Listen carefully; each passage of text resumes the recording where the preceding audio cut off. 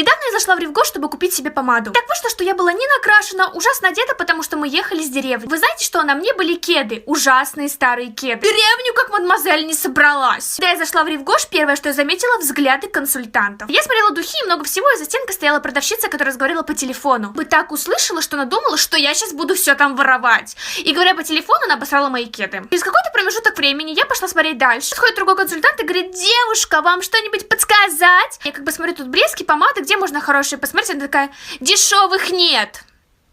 Я такая: с чего вы взяли, что я за дешевые пришла? Я думала, вы сказали дешевые. У меня в кармане было 5000, и я взяла и купила самую дорогую у них помаду. И